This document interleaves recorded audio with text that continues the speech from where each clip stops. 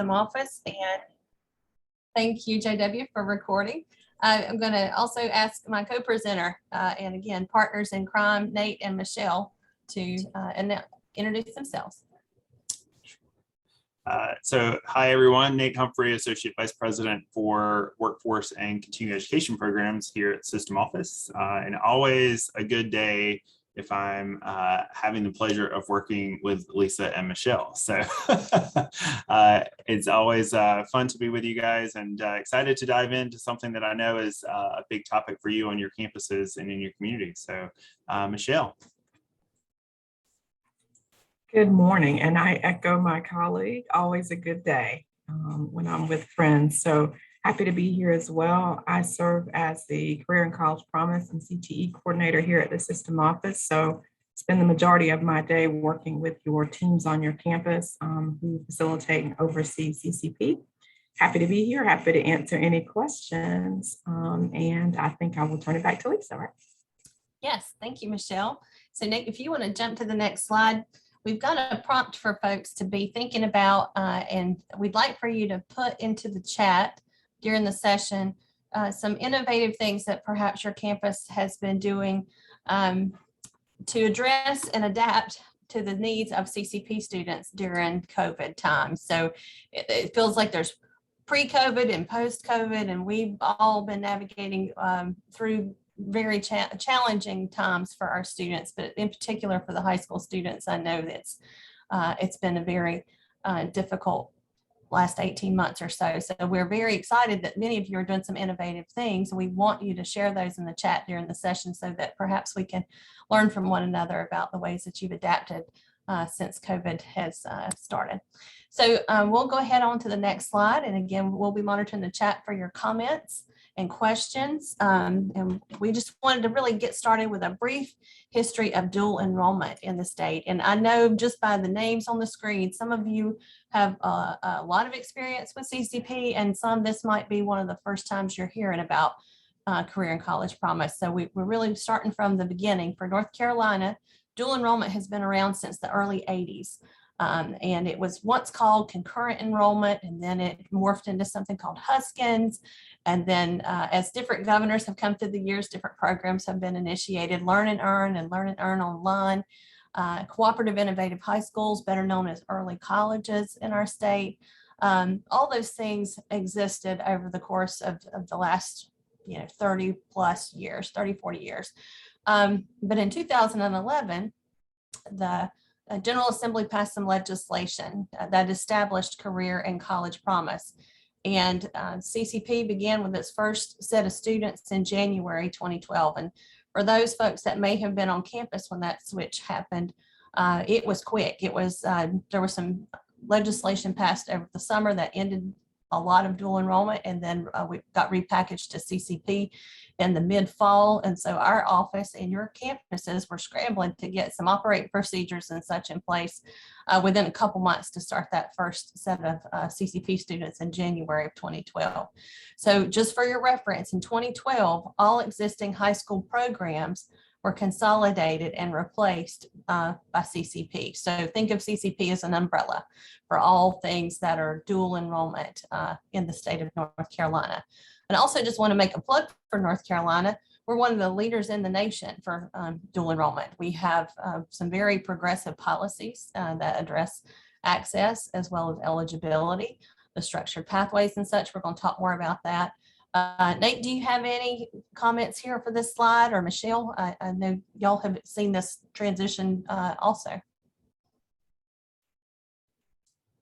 I'll just add a perspective. Having operated a dual enrollment program in a different state under different roles, we are definitely very fortunate. And I know that sometimes we can get frustrated with the minutia of our own policies and our statutes, but can definitely share that we have some very strong advantages in the way that our program is structured that gives us some real long-term value for the state. So on those days when you're like, gosh darn it, I wish this was different, also have a sense of gratitude for some of the pieces that we do have right?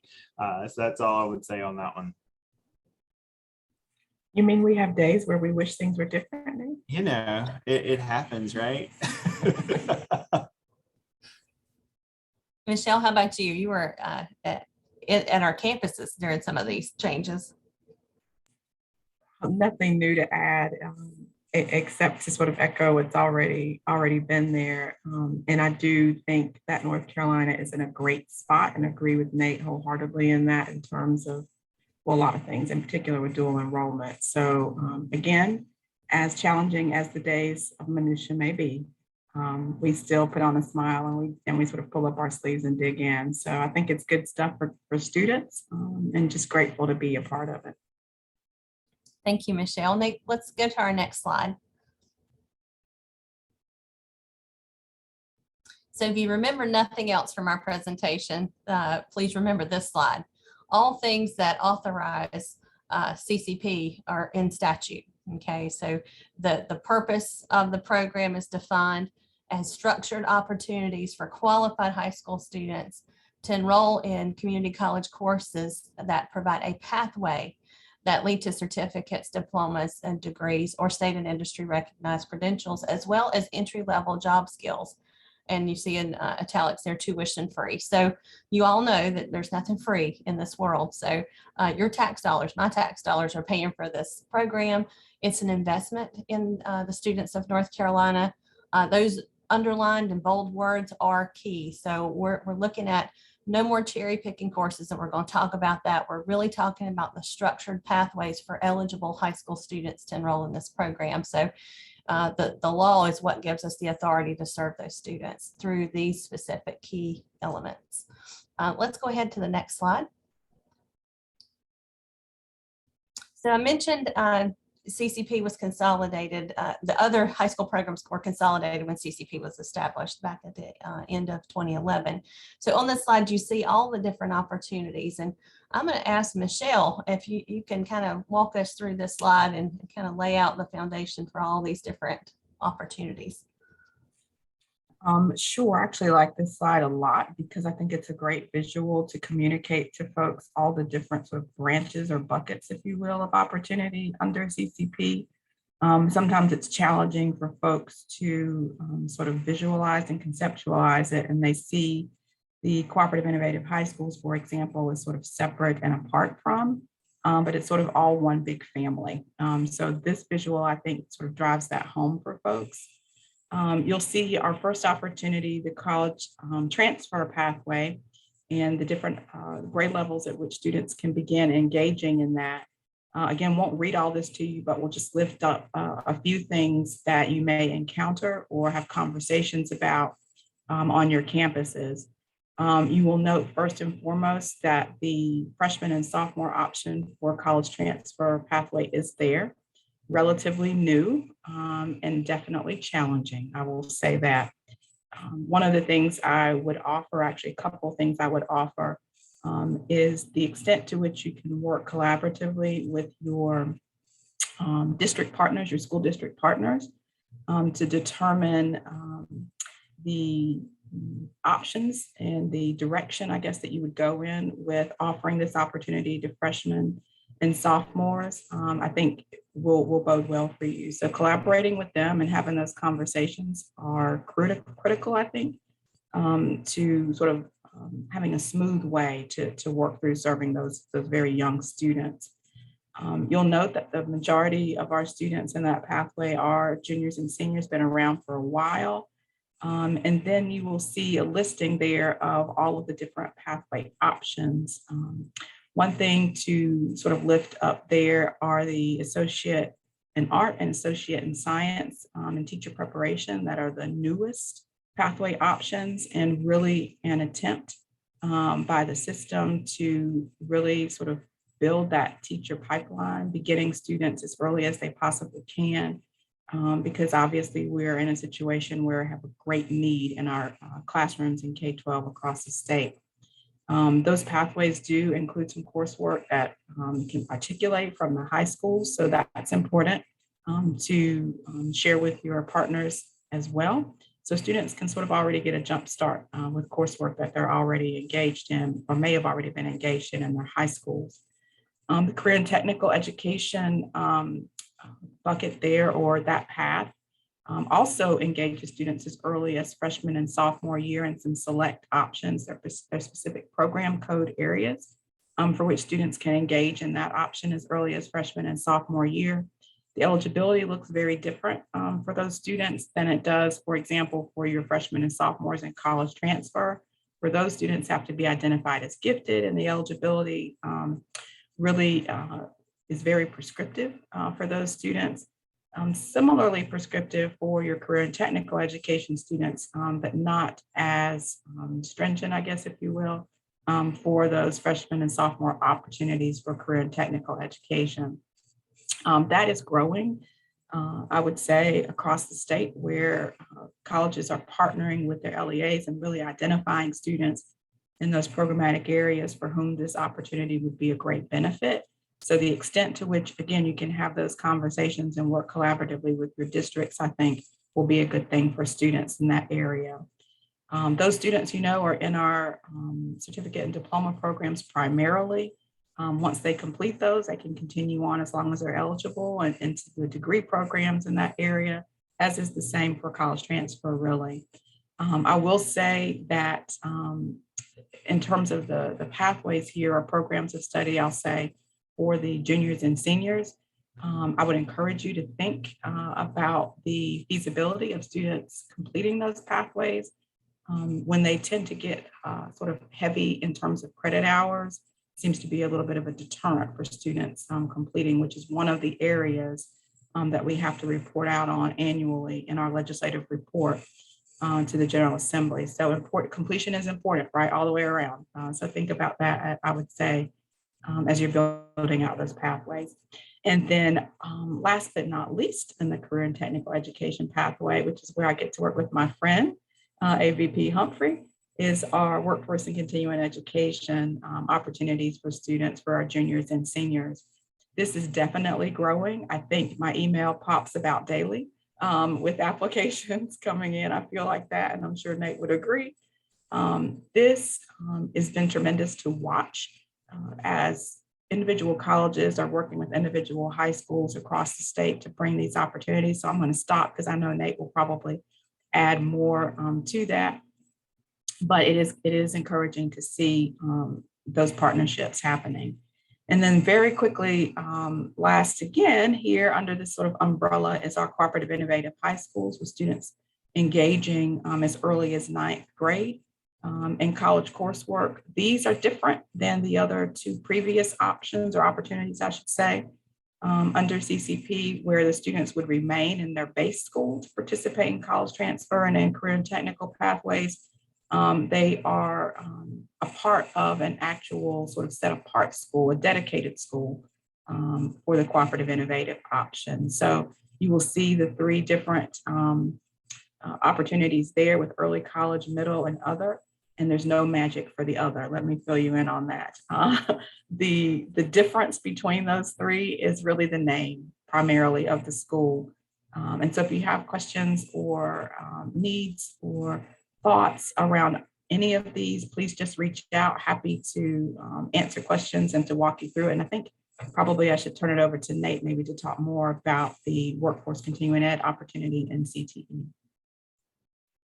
Thanks, Michelle. And we'll talk more about the WCE pathways in a little bit, but I think one of the things that's exciting about that opportunity, and really where the alignment happens with work in Perkins, for example, where those credentials have real labor market value in local communities, right? And so I think that having that pathway is another tool in the toolkit, and making sure that, for example, if your K-12 partner would like to be doing something or have the opportunity to offer something to their juniors and seniors, but doesn't have the ability to, and the college does, that provides those perfect opportunities for those particular types of pathways. That's where we're seeing the largest adoption, is where the high school lacks that capacity and is partnering with their college to make sure that those students have access to those opportunities. So we'll talk more about the nitty gritty there. I will allude to the fact that I think that as the work continues on the NC workforce credentials and that alignment that's happening between us and K-12 and the workforce system with the Department of Commerce.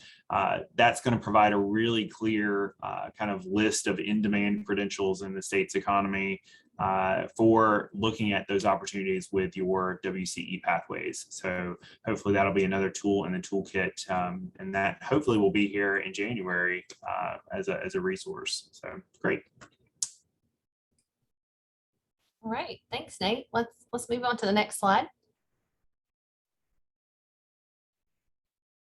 And again, Michelle is our guru, so she can talk to you quite a bit about how to plan a great pathway, but just wanted to give you a visual here to let you know that really a student should not be talking about course selection until they've had some intentional advising to select the pathway. And there are challenges with our partners out in the field. High school counselors and such are very busy and often don't think about the intentional need for pathway selection. Perhaps they're looking at courses versus pathways. So just want to encourage you all to help our folks who are advising students or who are perhaps sharing CCP information to think about the pathway selection before ever looking at a course schedule. Michelle, would you add anything to that? I would say, actually, that's what I'm doing right now, is looking at a pathway map and working through that. And I would say that some of the greatest challenges that I see across the state with students and some of the difficult things to work through really come back to this, and the sometimes lack of opportunity to have that intentional advising, so that they really are looking at the total picture. Where is it that you want to go? What is it that you want to do? What are your skills and interests lie?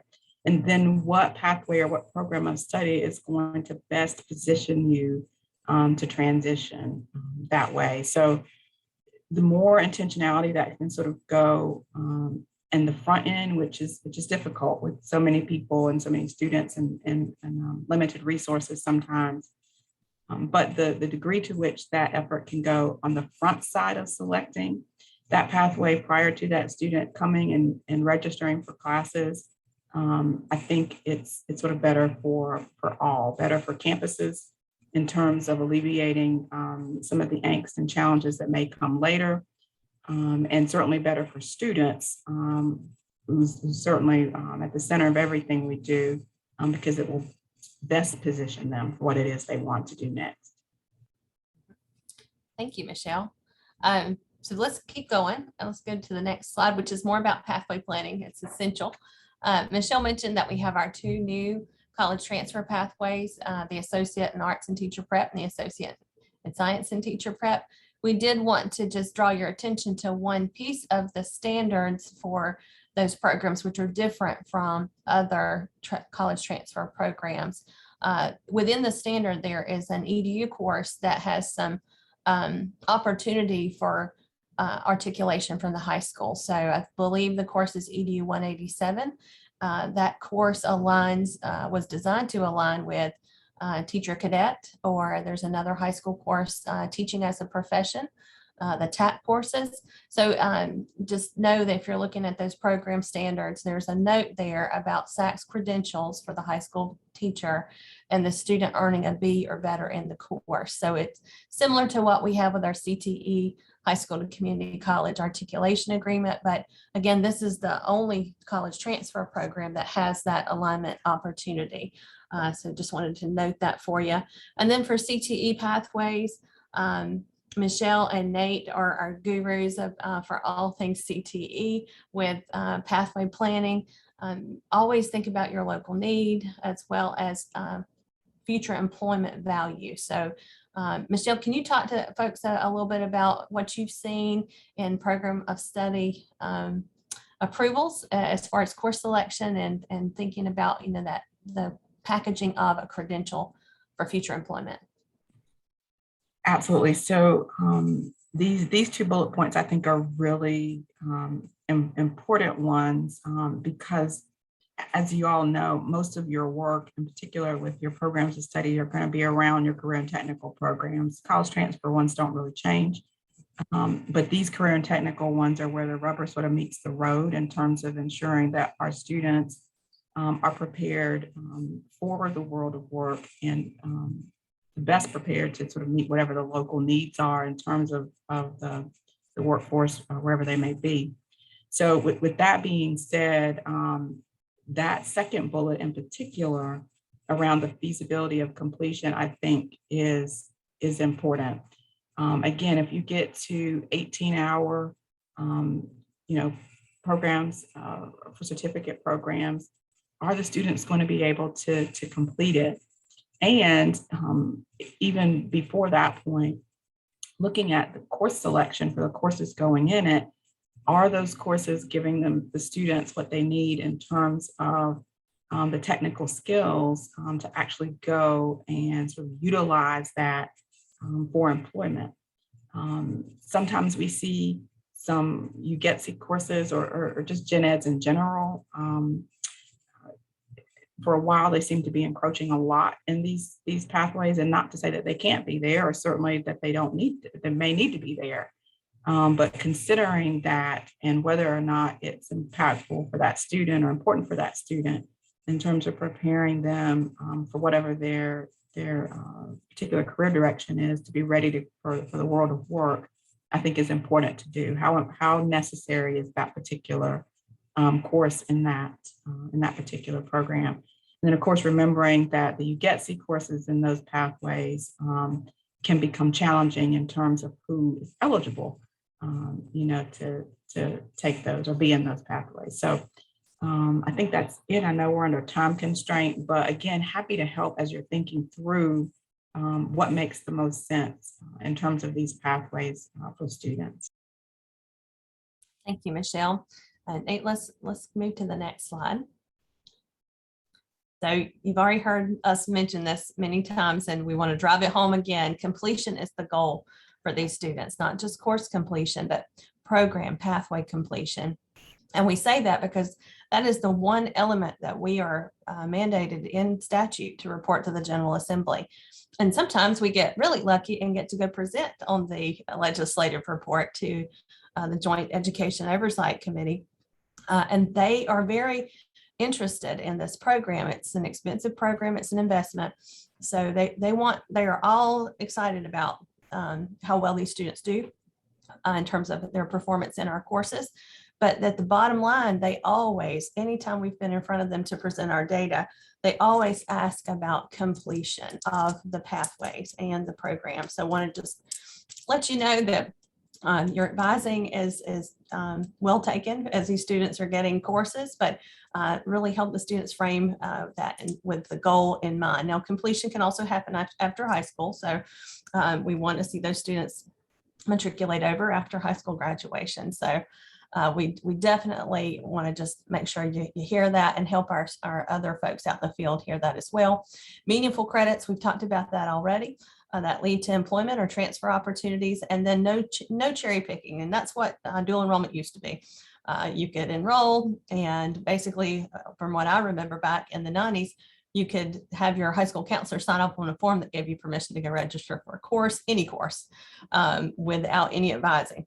So students could just take something that they were interested in, and perhaps they took a lot of psychology classes, for example, and then those wouldn't necessarily be the ones they needed to transfer into their program at the university. So that's really what made the change for us in dual enrollment and what triggered CCP. So informed decisions for pathway and course selection. Let's keep rolling just in the interest of time.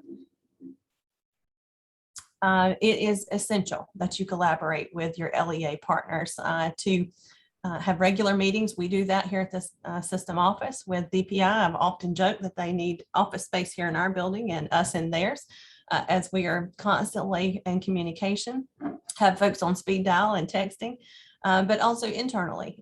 We need your folks to think, especially with continuing ed. And Nate, I don't know if you want to talk more about that, as you joined the CCP family back in, I believe, 2017, when that bill was expanded.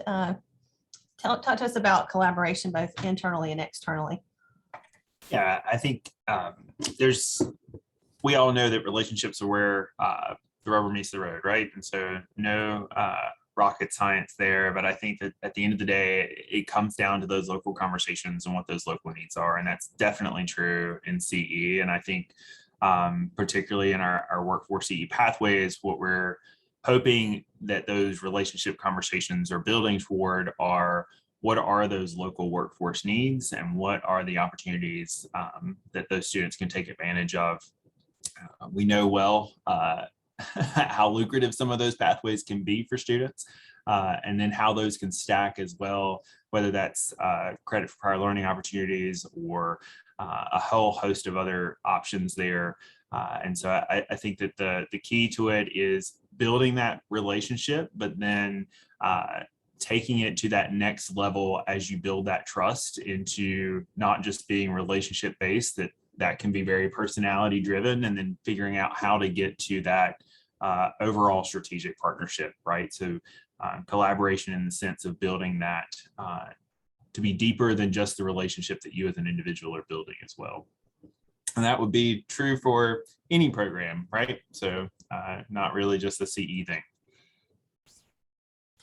Thank you, Nate. And just with that in mind, with there's so much compliance requirement for this program, what we have heard from our compliance examiner team is that often where there are issues with student enrollment, with perhaps students enrolling in pathways that they're not eligible for, or enrolling in more than 2 pathways, because that's a limitation for the program, it's where folks on our campuses aren't often talking. So we just encourage you to have those regular meetings, monthly, quarterly, whatever works for you, or maybe even weekly. And then MOUs, we just want to put a plug in here for you having an MOU for all things dual enrollment with your school districts. And DPI is moving to a place of not just encouraging, but requiring MOUs at some point. So we just want to let you also know that as well. I see a couple of questions or comments in the chat. We'll get to those shortly. But just again, in the interest of time, let's go ahead to the next slide. And Michelle has lots of resources in our Moodle site, which she can talk to you about. I just want to also let you know we've been working on a CFNC application project, which is I believe it's very successful. We've got a lot of colleges using this application. Michelle, do you want to address the content there and then also the DEI work that we're looking at? Again, very quickly, just for time, but hopefully you know, but if you don't, wanted to share that there is an opportunity for colleges to use the electronic CFNC application for the processing of their CCP apps for their students for intake purposes. That was a shift. Many of you know, if you've been around as long as myself, you've been through the days of everything was paper and keeping up with pieces of paper everywhere. Colleges where they have the resources have gotten or sort of moved up in the world, I guess, and now have electronic means by which to do that intake. But not all of our colleges have the ability to be resourced the same way. And so we worked with CFNC to provide an opportunity to do this that hopefully provided a little bit of efficiency, making things a little easier for your teams who are processing the paper, and especially where it comes to the application. So the opportunity is there should your college need it. Just please reach out. Happy to connect you to individuals at CFNC to get you rolling with testing and so forth to have that as an option. DEI, access and success, is definitely something that has been on the forefront of our minds. If you've been on our data dashboards, you will see pretty glaringly who is and who is not participating in this opportunity that is a free opportunity, at least tuition-free opportunity for students across the state. We recently had our dual enrollment conference, the first of those, which is a part of the CCP research grant that is ongoing, where we are working with an outside entity to really do a deep dive into CCP, its implementation, its impact, so that we really can improve upon the work that we're trying to bring to students across the state. So I would encourage you to take a look at those dashboards if you have not. Look at your institution. You can even compare yourself against sister institutions to try to really get a picture of who are we serving, who are we reaching with this opportunity, how successful are they being, and where are there places where we can move the needle so that we can increase access across the state. So happy to talk more about that as well if people have interest. But those 2 points, again, important ones. Thank you, Michelle. There's a lot of work going into evaluating this program right now, and also strengthening where we see there are needs and gaps in access. Okay, Nate, I believe we are now in the WCE application section of this presentation. I'm going to turn it over to you.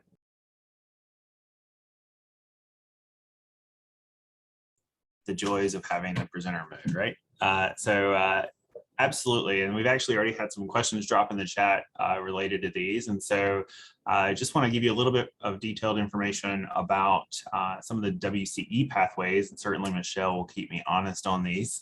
But essentially, there are 2 options at colleges, kind of a first decision point around the pathways that are available in CE. So true to our roots, CE has a lot of flexibility also within CCP, in that you can develop a local pathway in partnership with your K-12 partner, your local LEA, to shape that using any essential course sequence of CE courses that are credential aligned and build that pathway for you there. We also have a set of pathways that are kind of pre-sanctioned, if you will. So kind of the ability, turnkey solutions for some CE coursework and credentials that directly align with DPIs. And I can never remember what they call these things, but they're IP codes, right? So they're course codes. And those are really good options for some of the most common credentials that we see being requested. And I will say that I've got a rather lengthy post-it note on my monitor right now of some hopeful potential additions to that statewide list as well, where we're seeing some very common recurring themes in some of those local pathways as well. So that list is obviously eligible for conversation between the 2 agencies to have it expanded, that state list that is, but right now those are posted. So I will keep us moving here. And so essentially, how would you go through the process of requesting a WCE pathway, right? So we've actually moved this process that started off completely on paper and converted that to an electronic process. So it starts with those local conversations, like I was saying. And then from there, the college is able to submit the request to the system office for approval of that pathway. Both state and local pathways do require system office and DPI review. And so with that, you can go onto our website and we'll get these slides out to you so that you have these links handy. And then submit whether or not you're picking a state pathway or a local pathway. The state ones are really easy, right? You just tell us which one of those you're working with and who your local partners are, and we're able to route that for relatively quick sign off on those. The local ones where you're building that out, we have a process for you to submit that form that does include some additional information like the course syllabus and outlines, and kind of whether or not you've agreed to credit awards between the 2 partners, right? From there, that gets routed through DocuSign. So Nick Rogers mans that receiving side of those request forms and converts those into an electronic format so that we can route that out for signature based on your responses. So it's basically taking an MS form, generating the documentation, and then routing that for approval. And then once that gets all the way through, we're able to then send out, assuming all the boxes get checked correctly, we are able to then route that for an approval letter that gets sent to your president copying your senior continuing education officer. So we have some sample forms. So if you need to know kind of before you head into that process, what are the questions that you need to have answered right. We've got those posted out on our website as well. And those provide both a sample of what a state application looks like and a local application. There's a whole host of reviews and signatures that have to happen starting first at that local level between your local high school administrator. Typically that's the principal or assistant principal. It routes up through the CTE directors, including the regional DPI representative, and then it comes through for signature with the senior officers of the college. Once you get that completed and we've gotten that through the DocuSign, it goes into the queue with Michelle and I, and we get through those as quick as we can to make sure that you have a response back on those. Sometimes there'll be a question along the way, that kind of thing, and we'll reach out and try to troubleshoot those with you. So Michelle, I'll pause right there on process just to see if there's anything that you wanted to add in my flying through those steps. It is perfect. I was just putting some information in the chat, some links and page references that I think might be helpful. So I will keep on with that, but perfect. Awesome. So we do have a method to the madness, right, of trying to get these cranked out. We definitely get a lot of these at certain times of the year. It seems like all year right now anyway. And so we have a process for reviewing those applications and then getting those letters issued out. And they do tend to follow a little bit of a batch process just to keep things moving. But certainly if we have questions and those kinds of things, we'll reach out. I would also add one quick note just to say that if you're working on a public safety pathway, we do have our coordinators here within Workforce Continuing Education. We manage all of the public safety programs from continuing education, credentials, all the way through to the degree programs. And our coordinators who are housed out across the state are actually available if you've got questions on specific details in those situations. Those are some heavily regulated credentials. And so to try and help make sure that we're staying true to our DPI rules, our community college rules, as well as our licensing board rules. So Tanya Clark, who is my coordinator for EMS, as well as Kenny Weatherington, who is our coordinator for fire and emergency management, are great resources if you have really weedsy questions or things there. I will tell you, if you submit a pathway in either one of those disciplines that's not on the state list, they're going to look at it anyway before I click approve to make sure I'm not violating some rule I've missed on the fire commission or the EMS office. And so again, though, if you've got questions on the front end, we're happy to support you in that. We are currently recruiting for a law enforcement and criminal justice coordinator. And so if you know anyone, I'm more than happy to steal someone from a college given the opportunity. And so we hope to have that position filled by the new year.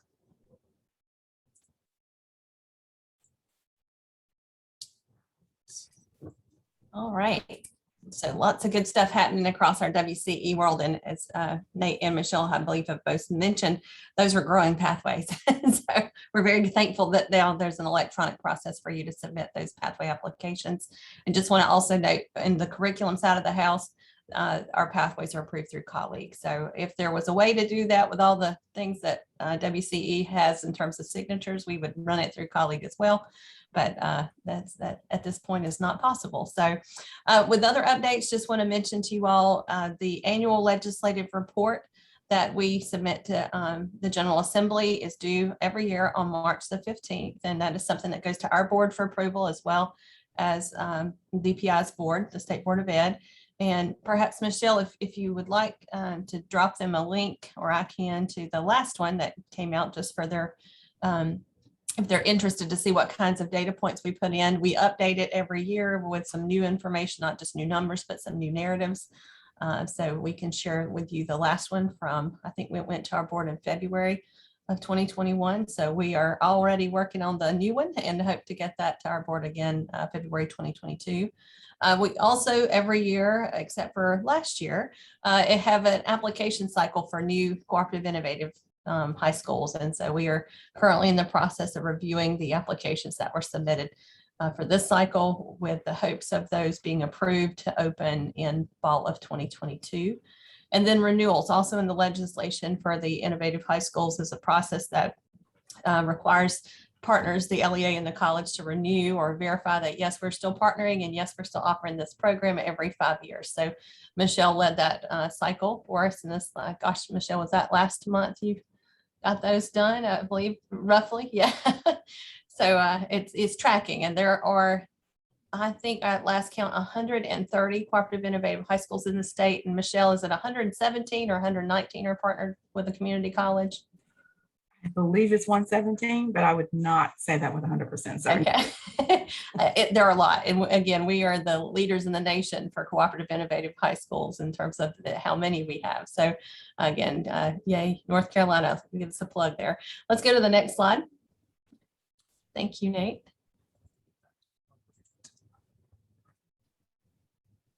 Just some other things that Michelle has going, and I don't want to steal her thunder, but some important First Friday forums and our joint webinars with DPI. They're here on the screen. And if you join the monthly Chief Academic Officer calls, which all on this call are welcome to, Michelle also shares, or we share updates for this as well. So keeping us in the know. And again, encouraging those regular conversations to invite your LEA partners to these. They should be getting some of these invites as well from DPI. Let's go to that next slide. And then compliance. We've mentioned it briefly, but you know, this is CCP is a tuition waiver program. So that's a high risk area for your campus. And as we've seen CCP grow, that means there's also greater risk. So Michelle has dropped some links in the chat for state board code. We want to make sure to make you aware state board code is really the teeth, so to speak, when it comes to holding us accountable for the oversight of the program. It's essential that you have an internal review process to keep your files in order.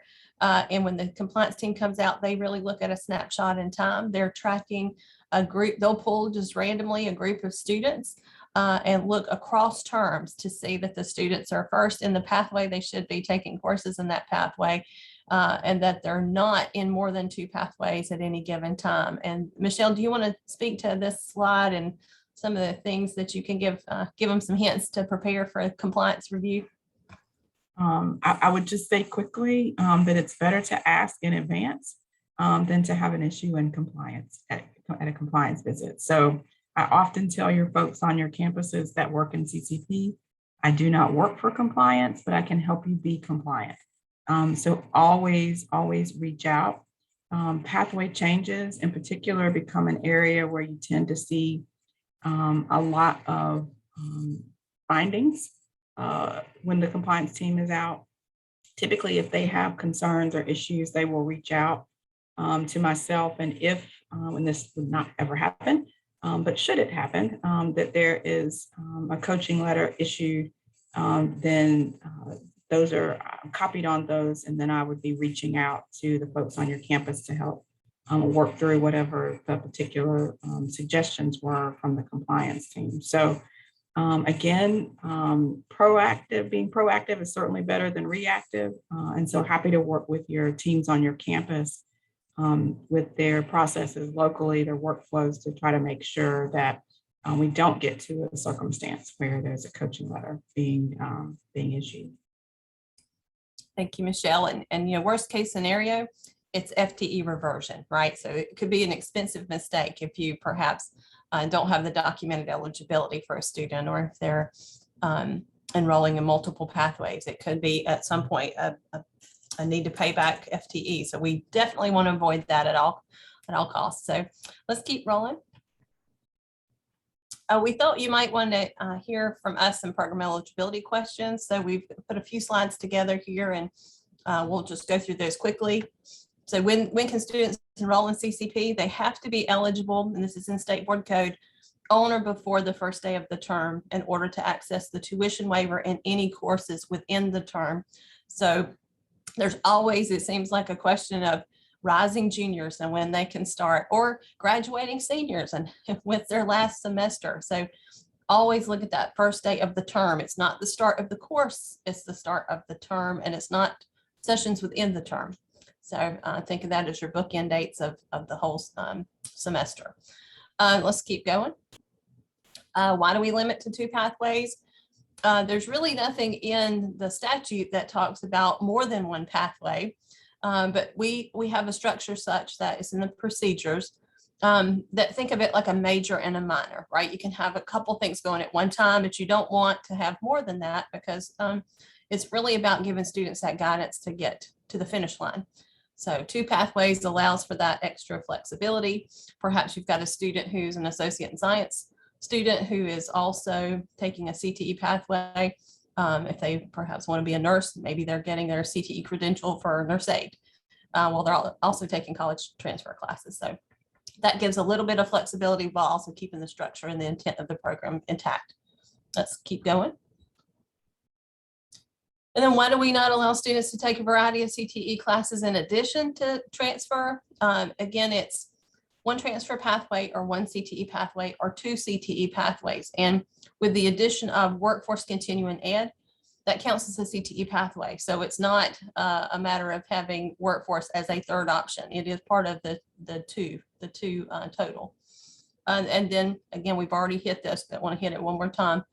Make sure that the student is selecting the pathway before they ever start talking to you about course selection. Okay, let's keep going. Now, once the student's in, they've got to maintain eligibility. That's also part of your compliance review, is to make sure that those students are adhering to successful progression. So once they're in, we're looking for them to continue to make progress toward high school graduation. And at the point that they're in, we're not looking at high school GPA anymore. We're looking at college GPA. They've got to keep a 2.0 in college coursework after completing 2 or more courses. Should they fall below that, they're subject to your college's local policy for satisfactory academic progress. Now, I'm gonna pause here and ask Michelle to tell us about students making progress towards high school graduation and what you hear from the field. This is always challenging because, again, for the students to be enrolled each term, there are process or documents that need to be gathered and on file, because in essence, for that term, the campus is demonstrating by the submission of those documents that the student is indeed still eligible to be accessing that waiver. So hence those high school transcripts are coming in each term. It becomes a little bit challenging because there is a difference between initial eligibility and maintaining eligibility. So at initial eligibility, yes, we're looking at that high school transcript. So we received that transcript, that's being reviewed, looking for that 2.8 unweighted GPA, if that is the particular criteria that the student's using to demonstrate eligibility, keeping that on file. Once that student's been with us, that transcript comes in again, get lots of questions from the field about, okay, their GPA is below a 2.8, it's a 2.7 now. Are they still eligible? Yes, right? They've demonstrated that initial eligibility. Question then becomes, what is that college GPA? Should that student fall below that 2.0 college GPA, again, as it's stated, your satisfactory academic progress policy comes into play. And that would be your policy that, again, you locally have determined. I would caution that the reason why that's there is we all know the importance of that college transcript for multiple different reasons. Doesn't go away. It could be impacting financial aid, all kinds of factors. So I do encourage to make sure that those documents are coming in, those transcripts are coming in, so that you can demonstrate the students have met that eligibility for that tuition waiver. But even beyond that, ensuring that someone is paying attention to ensuring that the students are meeting or maintaining satisfactory academic progress as well is critical. And again, that's going to be based on the college coursework. So that college transcript, if you will, that student record there in college that lays out all they've taken and what their grades are, as opposed to the high school, although the high school is important and required if you're enrolling that student for that term. Thank you, Michelle. And so this is another sticky part, just making sure they're still eligible. What about course requisites? We often get questions about that from the field, either from a campus or from the student or from a parent. Of course, the state requisites, those are in the CCL, listed in the combined course library, but your college may also have local course requisites, and that's certainly allowed. But keep in mind, you're not going to add a local requisite just for your high school students. Sometimes we do get that question about perhaps students that are in high school might need additional supports. The intent is good when folks have been asking about local requisites, but you're not going to add those just for your high school students. They're going to enroll in the college class that an adult would. So any requisites that you would add at the local level would be for all students. Let's go to the next slide. I think we're getting close to the end. Staying connected with us. Michelle has a great opportunity for you to either connect with the CCP advisory board and be a part of that work, or get on her listserv. I'm gonna give her the big shout out there. She is great about doing updates, and anything in terms of the news of the world of CCP comes out through that listserv. So I want to encourage you to get on that if you're not already. Let's go to the next slide. So questions, I'm going to pause here. I saw Marvin, you had a comment about DPI not giving high school credit for classes. I'm going to drop a link for you here in just a second in the chat for the State Board of Education's course for credit policy. It's not in continuing ed an issue of how many hours, credit hours. That's really been a question about equity in the curriculum side of the house. At one time, DPI's policy was given course credit that was the same on a high school transcript if a student took ACA or calculus. So they really made a move in their policy to update for equity. So there are some specific ways to combine courses for credit on the curriculum side of the house. But the question about continuing ed and credit really came, and I don't want to speak for Nate, so Nate, get ready to jump in. From what I recall, when we added, or when the General Assembly added the option for workforce credential opportunities in continuing ed for CCP students, DPI had questions because there's flexibility with continuing ed that curriculum doesn't have. So they had lots of questions. So we looked at the state, where is there specific alignment at the state level? So nurse aid is nurse aid, right? No matter which side of the house it's offered on. That is that list that's in that application for the state credentials. And as Nate mentioned, we're hoping to add others. But Nate, can you speak to that a little bit about why DPI has some limitations in terms of continuing ed and credit on the high school transcript?